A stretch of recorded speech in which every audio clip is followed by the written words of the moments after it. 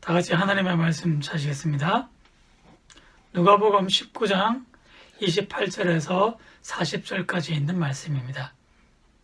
누가복음 19장 28절에서 40절까지 있는 말씀입니다. 여러분 다 찾으셨으면 저 여러분들이 한 절씩 번갈아 읽도록 하시겠습니다. 예수께서 이 말씀을 하시고 예루살렘을 향하여 앞서서 가시더라. 감람원이라 불리는 산 쪽에 있는 벳바게와 베다니에 가까이 가셨을 때 제자 중 둘을 보내시며 이르시되 너희는 맞은편 마을로 가라. 그리로 들어가면 아직 아무도 타보지 않은 나귀 새끼가 매어 있는 것을 보리니 풀어 끌고 오라.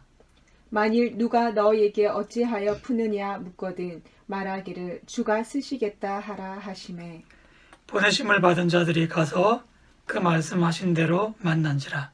나귀 새끼를 풀 때에 그 임자들이 이르되 어찌하여 나귀 새끼를 푸느냐 대답하시되 주께서 쓰시겠다 하고 그것을 예수께로 끌고 와서 자기들의 겉옷을 나귀 새끼 위에 걸쳐 놓고 예수를 태우니 가실 때 그들이 자기의 겉옷을 길에 펴더라. 이미 감람산 내리막길에 가까이 오심에 제자의 온 무리가 자기들이 본 바 모든 능한 일로 인하여 기뻐하며 큰 소리로 하나님을 찬양하여 이르되 찬송하리로다. 주의 이름으로 오시는 왕이여 하늘에는 평화요 가장 높은 곳에는 영광이로다 하니 무리 중 어떤 바리새인들이 말하되 선생이여 당신의 제자들을 책망하소서 하거늘 같이 읽습니다.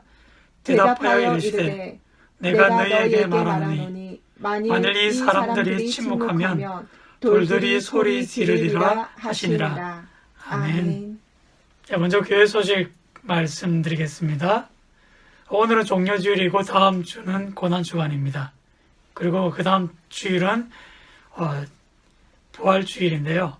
우리가 함께 모여 예배드리지 못하지만 우리가 주님의 고난과 부활에 기도하는 마음으로 또한 기쁨으로 참여하실 수 있는 그런 한 주간의 삶이 되시길 바라겠습니다. 아멘. 그리고 다음 주일 부활주일이죠. 오후 2시에 재직회로 모이도록 하겠습니다. 재직들은 준비하시고 그 건축 현장으로 오후 2시까지 다 모여 주시기를 바라겠습니다. 자, 한번 우리 가족들도 돌아보시면서 이렇게 한번 인사하실까요? 호산나 주의 이름으로 오시는 왕이여 어서 오시옵소서. 한번 인사하겠습니다. 호산나 주의 이름으로 오시는 왕이여 어서 오시옵소서. 아멘. 아멘. 예수님께서 예루살렘 성에 입성하시는 그 모습을 상상하며 또한 그 기쁨에 온전히 동참하는 저 여러분들의 삶이 되시길 바라겠습니다. 아멘. 오늘은 종려주일입니다. 예수님께서 나귀를 타시고 예루살렘 성에 입성하신 날이죠. 예수님께서 제자들에게 어린 나귀 새끼를 풀어오라 그렇게 말씀하셨는데요. 그 현장에는 어미 나귀와 새끼 나귀가 함께 묶여 있었습니다. 만약 우리가 그와 같은 장면에서 나귀를 타야 한다면 여러분들은 어떤 나귀를 타시겠습니까? 당연히 어미 나귀를 타야 한다 그렇게 생각지 않으십니까? 그럼에도 예수님은 어미 나귀 대신에 새끼 나귀를 풀어오고 그리고 그 새끼 나귀를 타고 예루살렘 성으로 입성하신 것입니다. 아마 동물보호협회에서 이렇게 본다면 아니 힘센 어미를 두고 인악한 새끼를 타는 그 일은 동물학대다 뭐 그렇게 예수님을 또한 비난하는 마음으로 곱지 않은 시선을 보낼지도 모르겠습니다. 왜 예수님께서 나귀를 타셔야 했는지는 이미 우리가 그 해답을 잘 알고 계시죠? 구약 선지자가 그러한 예언을 했고 그 예언을 이루심으로써 당신이 메시아 되심을 온 천하에 알리고자 하신 것입니다. 그런데 그렇게 예언했던 선지자가 누구입니까? 바로 스가랴 선지자인데요. 우리가 스가랴 9장 9절과 10절의 말씀을 우리 함께 화면을 보시면서 살펴보도록 하겠습니다. 제가 한번 읽어드리겠습니다. 시온에 따라 크게 기뻐할지어다. 예루살렘에 따라 즐거이 부를지어다. 보라, 내 왕이 내게 임하시나니 그는 공의로우시며 구원을 베푸시며 겸손하여서 나귀를 타시나니 나귀의 작은 것 곧 나귀 새끼니라. 내가 에브라임의 병거와 예루살렘의 말을 끊겠고 전쟁하는 활도 끊으리니 그가 이방 사람에게 화평을 전할 것이요 그의 통치는 바다에서 바다까지 이르고 유브라데 강에서 땅끝까지 이르리라. 아멘. 아멘. 여기 에브라임의 병거와 예루살렘의 말이 나오는데요. 이것은 각각 남북 분열 왕조 시대에 북이스라엘의 군대와 남유대의 군대를 그렇게 의미하는 말입니다. 그 시절 이들은 얼마나 치열하게 이방 민족들과 전쟁을 벌였었습니까? 그런데 이제 때가 되어 더 이상 이방 백성들과 전쟁하지 아니하고 평화할 때가 오는데 그 평화를 가져오시기 위해 메시아가 이 땅에 오신 것입니다. 그래서 그분은 전쟁의 상징인 말이 아니라 평화를 나타내는 나귀를 타시고 예루살렘 성에 입성하신 것이죠. 그런데 왜 하필 큰 나귀가 아니라 아주 연약하고 작은 새끼 나귀일까요? 여러분, 말을 타면 얼마나 그 높은 위치에서 사람들을 내려다보게 됩니까? 새끼 나귀를 타심으로 아주 낮은 위치에 임하신 것이죠. 그래서 사람들 위에 군림하는 왕이 아니라 낮은 위치에 임하여서 오히려 사람들을 섬기고 겸손한 마음으로 사람들을 섬겨주시는 그런 겸손의 왕의 모습을 오늘 이 새끼 나귀를 타신 장면이 상징적으로 보여주는 것입니다. 그런데 오늘 본문의 말씀을 보시면 나귀를 타고 입성하시는 예수님의 모습에 대해 기뻐하며 찬양하는 무리가 있고 또 어떤 사람들은 그 모습 앞에 자신의 불쾌한 감정을 숨기지 않습니다. 사실 예루살렘 성에 입성하시는 장면은요, 하나님께서 계획하시고 선지자가 예언했으며 예수님께서 직접 성취하신 사건입니다. 그러니까 하나님의 구원 계획 안에 들어있으니 사람들이 싫어하고 반대한다고 해서 이 일이 취소되거나 또 방해받을 만한 그런 사건이 아닌 것이죠. 하지만 중요한 것은요, 예수님의 이러한 행하심 앞에 사람들이 어떻게 반응하고 또 어떤 마음의 자세를 갖느냐에 따라서 그 사람의 인생이 바뀌게 될 것입니다. 좀 더 구체적으로 말씀을 드리면요, 예루살렘 입성을 향해 찬양하는 사람들이 있었고 또 비난하는 사람들이 있었습니다. 주님의 메시아 되심을 인정하는 사람들이기에 그들은 찬양을 했고 그것을 인정하지 않는 사람들은 주님을 비판하기에 여념이 없었던 것입니다. 그러면 여러분, 찬양을 하든 비판을 하든 그것은 그 사람의 선택의 문제가 아니겠습니까? 그러나 그 선택의 결과는 스스로가 책임을 져야 한다는 것이죠. 그렇게 놓고 보면 하나님께서 구원의 길을 여시고 메시아를 이 땅에 보내셨는데 그 구원을 마다하고 결국 비판으로 일관했던 사람들은 결국 하나님 나라에 스스로가 어울리지 않는 사람임을 증명하고야 말았던 것입니다. 하나님의 그 사랑의 마음에 생각해보면 얼마나 안타까운 장면이겠습니까? 그러므로 오늘 종료주의를 우리가 맞이하고 있습니다만 성경 말씀은요, 우리에게도 그러한 선택의 문제에 있어서 우리의 입장을 분명하게 취하도록 우리에게 동기부여하고 또 요구하고 있다. 그런 생각을 가져보게 되는 것이죠. 오늘 종료주의를 맞이하면서 과연 우리의 마음의 자세는 어떠합니까? 이 종료주일이 우리하고는 과연 어떤 관계가 있는지 우리가 깊이 한번 묵상하고 오늘 하루를 맞이해야 하지 않겠습니까? 좀 더 구체적으로 오늘 종료주일을 맞이하는 사람들의 모습을 우리가 살펴본다면요, 비록 그날에 열렬하게 찬양하고 환호했던 사람들이 있지만 사실은 그들도 메시아가 어떤 걸음을 걸어가실지 메시아의 행하심에 대해서 온전히 이해를 하고 찬양을 하는 것은 아닙니다. 장차 메시아가 고난받으시고 십자가에 죽으시고 부활하실 것이다.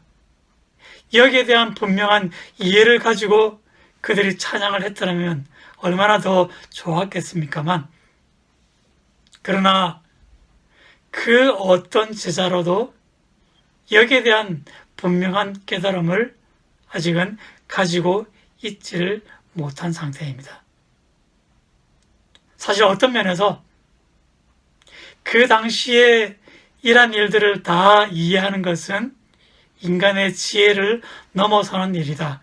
그렇게 우리가 생각할 수 있지 않겠습니까? 그럼에도 그들이 오늘 이 사건을 보면서 먼 훗날이 되어서야 그날의 사건들이 이러한 의미였구나.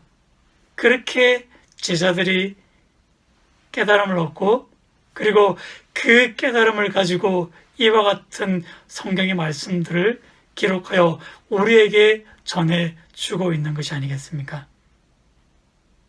그러한 입장에서 본다면 여러분, 사실 우리의 지혜로 우리의 능력으로 하나님을 깊이 이해하고 그분의 뜻을 온전히 분별한다는 것은 참 우리에게도 어떻게 보면 불가능한 일이 아니겠습니까? 그런데 우리가 가만히 생각해 볼 것은요, 지금은 우리가 온전히 하나님을 다 이해하지 못하고 찬양하지만 세월이 흘러가면서 하나님을 찬양하며 하나님을 묵상하는 과정 속에서 우리가 더욱더 하나님을 깊이 알아가게 될 것을 믿습니다. 그러므로 여러분, 우리의 온전한 지혜가 부족할지라도 그분이 우리의 왕되심을 인정한다면 우리가 이해하는 만큼 그 마음을 가지고 하나님을 높이고 찬양하는 일들에 우리의 삶에 이끌어갈 수 있는 그런 믿음의 걸음들이 다 되시기를 축복합니다. 아멘. 이처럼 그들이 온전히 다 이해하지 못했지만 부족한 그들의 입술을 통해서 드려지는 찬양에 대해서 오늘 예수님은 기뻐하시고 그리고 그들의 찬양을 받으셨습니다. 그리고 그와 같은 위치에 서게 된 백성들을 주님께서는 당연하게 당신의 나라의 백성으로 받아주셨습니다. 이러한 그들의 찬양에 대해 우리 주님의 태도를 분명히 알 수 있는 것은 예수님이 바리새인들과 하는 대화에서 우리가 분명히 깨달아 알 수 있는데요. 사실 이 바리새인들, 오늘 이 영광의 자리에서도 그저 못마땅한 마음으로 주님을 비난하고 또 여과 없이 주님에게 그 제자들을 책망하라고 요구하는 장면을 오늘 우리가 읽어볼 수 있는데요. 우리 39절 말씀을 한번 보실까요? 제자들의 찬양 소리를 들은 바리새인들이 예수님께 이런 요구를 합니다. 선생이여, 당신의 제자들을 책망하소서. 자, 여러분, 그들의 요구가 이해가 되어지십니까? 사실 지금 제자들이 부르는 노래는요, 시편 118편에 기록된 메시아가 받으셔야 될 그 찬양의 노래입니다. 그러니까 예수님을 메시아로 인정하지 않는 바리새인들은요, 예수님에게 이런 얘기하는 것이죠. 아무리 당신이 거룩한 선생일지언정 그럼에도 이 메시아의 찬양을 가로채는 것은 너무하는 일이 아니요 하고 그 제자들을 책망하라고 요구를 하고 있는 것입니다. 자, 그런데요, 이 장면에서 우리 예수님의 말씀이 기가 막히고 놀라운 말씀인데요. 우리 40절 말씀을 보실까요? 뭐라고 나와 있습니까? 만일 이 사람들이 침묵하면 무엇이요? 돌들이 소리 지르리라. 자, 여러분, 돌이 소리 지르는 모습 보셨습니까? 한마디로 예수님의 말씀은 그들이 찬양하도록 내버려 두라는 것이죠. 만약에 그들이 침묵하면 돌들이 소리 지르게 될 것이다. 하나님의 피조물도 하나님의 영광을 드러내건만, 그런데 말씀을 맡은 그 율법의 교사들이 깨닫지 못하여 그 소리 지르는 백성들을 향하여 비난하기 시작한다면 결국 그는 이 돌만도 못한 사람들이다. 이것이 예수님의 이야기인 것입니다. 우리가 우스갯소리로 흔히 머리 나쁜 사람을 무엇에 비유합니까? 돌에 비유하십니까? 그죠? 근데 저는 이것이 참 올바르지 않다고 생각하고요. 사실은 머리 나쁜 것보다 마음이 나쁜 것을 우리는 더 경계하고 지적을 해야 한다는 것이죠.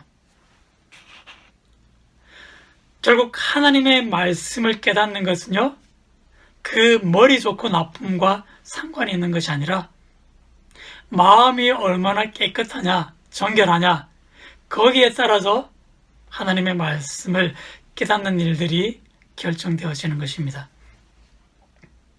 그러니까 지금 바리새인들은 머리로는 그 어느 누구와도 견줄 수 있는 대상이 아닙니다. 그럼에도 그들의 마음이 교만으로 가득 차 있으니 하나님의 말씀을 깨닫지 못하고 결국 그들의 마음은 이 돌보다 더 단단하고 더 그보다 못한 사람들인 것을 나타내고 있는 것입니다. 그래서 여러분, 한번 곰곰이 생각해 보시기 바랍니다. 과연 그들만 이런 주님의 책망을 들어야 했을까요? 오늘 본문의 말씀을 보시면 누가복음은 특별히 예수님을 찬양했던 사람들을 제자들의 온 무리라고 표현을 하고 있습니다. 그리고 그 현장에 우리가 앞서 살펴보았던 것처럼 바리새인들이 있죠. 과연 그들만 있었을까요? 그들 외에도 수많은 구경꾼들이 있었을 테고요. 그리고 지금 메시아가 오신다는 소식을 들었음에도 불구하고 그 자리에 온 예루살렘 주민들이 다 모인 것은 아니었다는 사실들을 생각해 본다면 결국 메시아의 오심이 그 마음속에 감동으로 자리 잡지 못한 많은 사람들이 존재했었다는 것입니다. 왜 그랬을까요? 사는 것에 인생의 짐에 눌려서 예수님이 오신다, 메시아가 오신다고 해도 그것이 마음에 전혀 기쁨으로 다가오지 않는 사람들. 결국 그들은 오늘 이 거룩한 현장에서 그저 주변인이요 하나의 구경꾼에 불과했던 사람들인 것입니다. 우리가 오늘 종료주의를 맞이하면서 여러분 세상을 한번 둘러보시기 바랍니다. 저 세상에도 수많은 사람들이 오늘 세상을 구원하시려 우리의 왕이 나귀를 타고 그 성으로 입성하시는 이 놀라운 광경 속에서도요, 구경꾼이요, 주변인에 머물러 있는 사람들이 얼마나 많이 존재하고 있습니까? 결국 그들에게는 세상을 구원하시기 위한 하나님의 복음의 메시지도요, 결국 한낱 신화와 같은 그저 사람들이 지어낸 옛날 이야기에 불과한 것이죠. 그렇다면 여러분, 우리는 어떠하겠습니까? 우리도 그러한 위험에 빠질 충분한 소지가 있는 사람들 아니겠습니까? 우리가 이미 하나님의 자녀라는 그런 믿음을 가지고 살아가긴 합니다만, 그러나 과연 우리도 세상 사는 일에 매여서 하나님을 깊이 생각하고 그분의 말씀을 묵상하는 일에 소홀히 한다면 결국 우리도 주변인으로 전락해 가지 않겠습니까? 여러분, 지금 하나님의 나라가 이미 우리에게 임하여 있습니다. 그런데 우리가 하나님께 마음을 두지 아니하면 과연 우리가 그 나라의 백성으로서 당당한 시민으로서 그렇게 인정받을 수가 있겠는지요? 지금 우리나라하고 이제 일본하고 독도를 놓고 오래전부터 영토 분쟁을 벌이고 있지 않습니까? 기회가 있을 때마다 일본인들은 독도를 자기네 땅이라고 우깁니다. 그런데 그 앞에서 여러분 어떤 반응을 보이시겠습니까? 에이 그래, 쟤들 또 저러네. 아, 그 조그만 섬 뭐 그렇게 중요하다고 그냥 줘버리지. 과연 이러고 넘어가실 분이 계시겠습니까? 몇 해 전에 그 대학 교수와 한 가수가 뉴욕 타임즈에 독도는 우리 땅이라는 그런 광고를 낸 적이 있었습니다. 그것도 자기 돈을 들여서 그 비싼 광고를 물어가면서까지 Do you know? 그러면서 그런 제목으로 독도는 우리 땅 그런 광고를 실었던 것이죠. 여러분, 그들이 왜 그렇게 하겠습니까? 그들의 행동을 이해하지 못하는 사람들이 있겠습니까? 대한민국 국민이라면 그들의 그 놀라운 용기에 박수를 쳐주고 그리고 우리도 거기에 관심을 갖지 않겠습니까? 이 나라 백성으로서 너무나 당연한 일이라는 것이죠. 마찬가지입니다. 지금 하나님의 나라가 이미 우리 가운데 임하여 있는데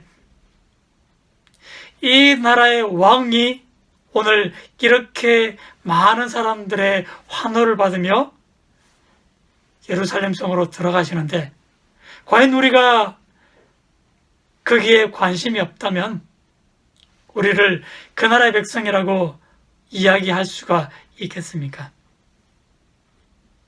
우리가 그 찬양에 동참하여 우리도 그 나라의 백성된 사실을 공개적으로 세상 앞에 당당하게 드러내야 할 것이 아니겠습니까? 2000년 전에는요, 로마 시민권이 귀한 줄 알아서 많은 돈을 주고 그 나라 시민권을 사는 일들이 많았습니다. 그리고 또 불과 얼마 전이었죠. 미국 시민권을 아이에게 갖게 하려고 원정 출산을 위해 미국으로 가는 그런 임산부들도 많이 있었습니다. 그러나 여러분, 천국 시민권은 이것들과는 감히 그 가치를 비교할 수 없는 것 아니겠습니까? 오늘이 종려주일이고 다음 주간이 고난주간이며 이제 머지않아 주님이 부활하신 날이 우리에게 성컴성컴 다가오게 될 것입니다. 우리 예수님께서 오늘 이날 그렇게 사람들에게 열렬한 환영을 받으셨지만 이제 머지않아 로마 병정들에게 잡히셔서 그 엄청난 고난을 당하시고 또 십자가에 죽으시고 부활의 길로 걸어가십니다. 근데 놀라운 것은 그렇게 하신 분이 바로 이 나라를 대표하는 왕이시라는 사실입니다. 우리가 그 사실을 이해한다면 오늘 우리가 어떤 모습으로 서야 하겠습니까? 우리 앞으로 그렇게 볼품없고 초라한 어린 나귀를 타셨지만 그러나 저분이 나의 왕이요 그리고 내가 그 나라의 백성 되었음을 우리가 인정한다면 우리도 그 앞에 엎드려 그분의 높으심을 찬양하고 그분의 사랑을 온 세상에 드러내는 그 백성으로서의 삶을 우리가 살아가야 하지 않겠습니까? 그러므로 오늘 이 하루가 우리에게 어떤 의미가 있는지 좀 더 깊이 말씀을 묵상하시고 감사와 찬양을 올려드리시면서 또한 우리가 이 사랑의 섬김으로 서로를 높일 수 있는 그러한 주님의 백성다운 복된 걸음들이 다 되시기를 예수님 이름으로 간절히 축복을 드립니다. 아멘. 기도하시겠습니다. 사랑의 아버지 하나님, 고맙고 감사를 드립니다. 오늘 이 종려주일 그 위험 있는 높은 말을 타신 것이 아니라 낮고 천한 그것도 낙의 새끼를 타심으로써 얼마나 볼품이 없고 초라한 모습으로 세상 사람들의 눈에 비춰지겠습니까만 그러나 그분이 우리의 왕이요 메시아인 것을 우리가 기억하여 그 앞에 엎드리며 찬양하며 종려가지를 흔들던 백성들처럼 우리도 그런 마음으로 오늘 이 하루를 맞이할 수 있게 하시고 그리고 다음 한 주간 주님의 고난을 내 고난으로 여기며 그 고난에 동참할 수 있는 우리 모두가 되게 하여 주옵소서. 그와 같은 마음으로 주님께서 우리를 섬겨주셨으니 우리도 사랑의 섬김을 가지고 서로를 높여주며 세워갈 수 있는 기와하고 복된 믿음의 걸음들이 다 될 수 있도록 주님 인도하여 주옵소서. 감사를 드리며 모든 말씀 우리를 사랑하시는 예수님 이름으로 간절히 기도드리옵나이다.